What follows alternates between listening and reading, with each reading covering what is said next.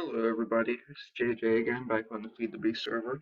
I'm here with part 2 of the sculpting tutorial. Today I'll show you how to fire and color your sculpture. So basically we're going to turn this into this. Now as you can see, you can't get the exact colors right like they are in the actual head, but uh, what you could do is there are set colors, and then there's also a way to make it resemble any block. As you can see, I made the dark blue parts lapis blocks and the light blue cyan wool. Now you can do these with any blocks. You can make any block into a color. Just be careful with some of the mod blocks. Like I tried to use, I think, what's it called?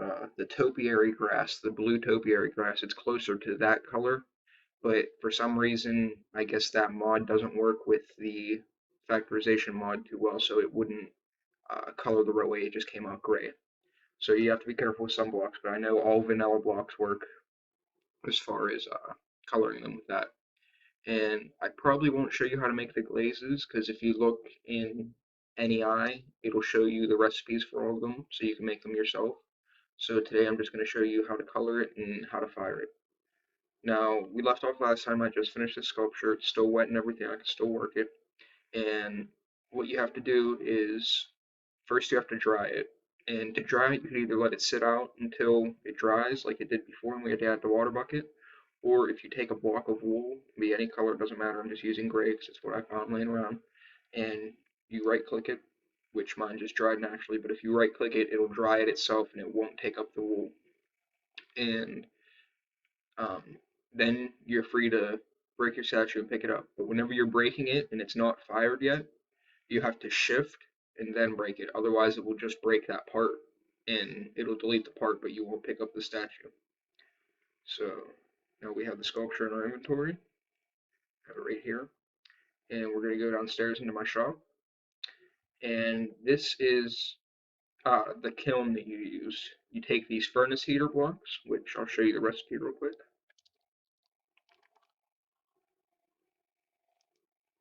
You use these. You can use just one of them if you want, but if you use 5, it'll go faster.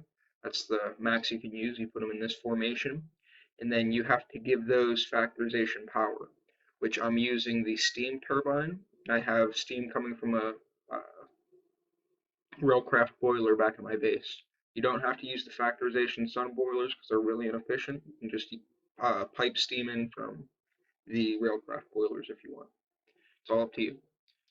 And you have to run a wire to each of the blocks, otherwise it won't work. Like, you can't just run it to this block and the other ones won't be powered. So run it to all of them, that way they're all working and you'll get the fastest. So after your thing's been dried and you have your kiln set up, you just place it in there. And if you see the statue is bigger than the actual area, you can see the little exclamation point that just went away. But even if it is bigger, it still will fire. Like, I made this right here. This is the max size statue you can make. That's the biggest you can make it.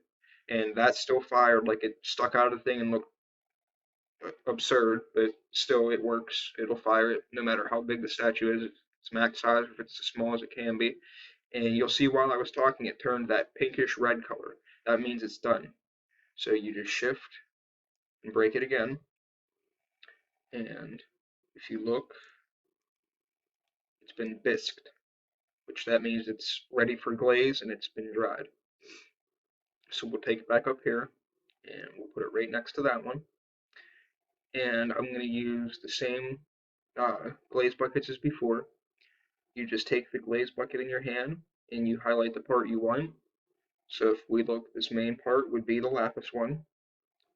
We right click it and right click it again. Whenever it turns red, that's showing you. Now, usually this is a little bit confusing since I'm using these glazes. Usually it'll all turn red, and then whenever you color it, the part that you colored will turn white. But for whatever reason, the mimicking glaze, which is what you use to make it look like different blocks, doesn't show that it's been colored. But if you want to be sure, just double click it. And we are back, and our sculpture is finished firing. That took about, let's say, 6 minutes to do with this many parts. So now that it's done firing, you can see the colors are done. And now you don't have to shift to break it anymore. You can just break it regularly. And if here, take it back up and compare it to the other one.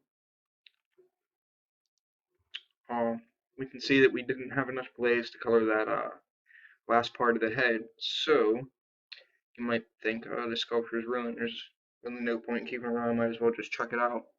But here's where the mold tool comes into play. Take your mold tool, and um, basically what this does is it makes a copy of the sculpture, but it makes it back when before we fired it the first time, so it's still workable. We can change parts on it, we can rotate parts, we can add parts, we can do whatever we want to it. It'll just make it a whole new sculpture. Now to use this, you just right click it on the sculpture. It can be any part, but you have to make sure you have all the parts for it. So for this one, I'll need 1, 2, 3, 4, 5 pieces of clay and the original slab to make it again.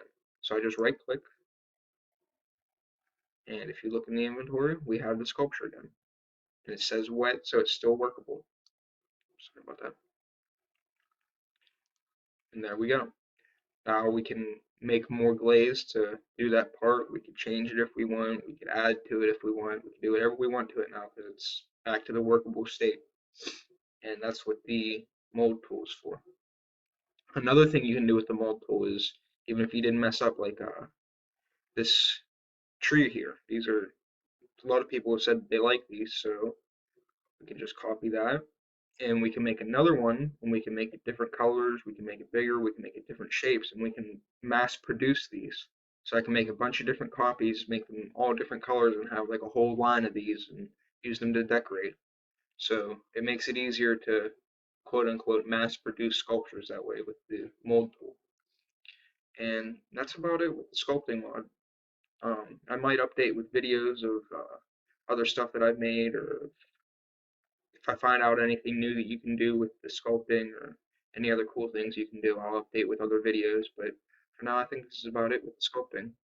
So thank you for watching. And again, if you'd like to join us or if you think this looks fun, visit damnation.eu and we'll see you there.